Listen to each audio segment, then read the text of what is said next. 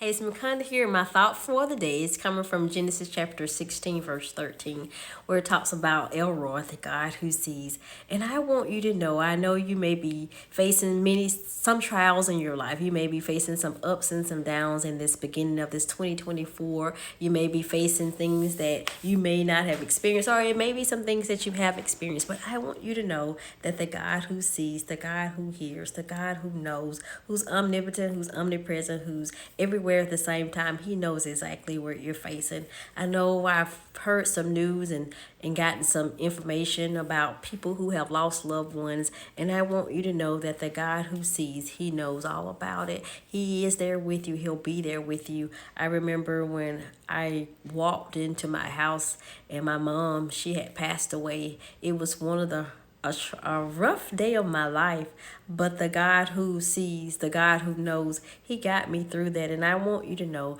that the God who sees, the God who knows, he will get you through what you're going through. He is the great I am. He said that his grace is sufficient for us. I know he said that to cast all our cares upon him, for he cares for us. So I want you to know that God, he cares, the God who sees.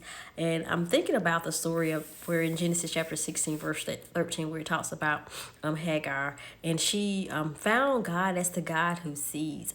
And she found him as the God who sees because she was treated harshly by her mistress, Sarah, and Sarah treated her harshly because, hey, she was like, hey, you having his baby, and I'm the one who told you to sleep with him, but you having his baby and I can't have his baby. So she started treating her harshly, and treated her like, unkindly. And so it may be some unkind situations that you may be facing in your life. There may be some harsh things that you may be facing in your life, but I want you to know the God who sees, he sees. He saw us even before we were formed in our mother's womb. The God who sees, he even saw us when he was on the cross. He saw that he would make a way for us to be brought back to him. The God who sees, he sees everything from the beginning. So the God who sees, he goes ahead of us. So I want you to be encouraged today to know, no matter what you're facing now, no matter anything you may face in the future, who comes or who may go, I want you to know that the God who sees, the God who knows,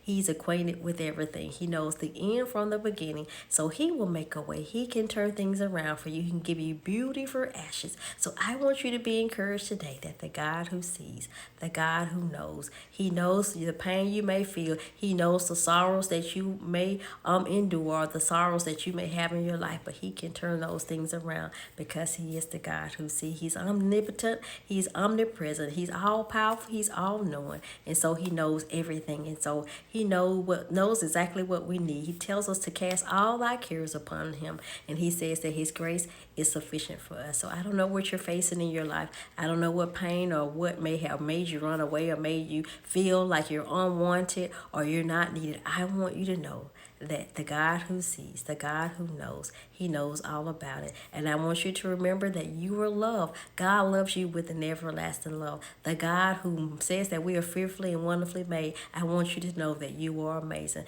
The God who says that he will give us beauty for ashes, I want you to know that you are enough. So until next time, and in the meantime, and until next time, know that you are loved, you are amazing, and you are enough. And the God who sees, he knows all about it. You are accepted in the beloved. You don't have to feel unwanted. You don't have to feel unneeded.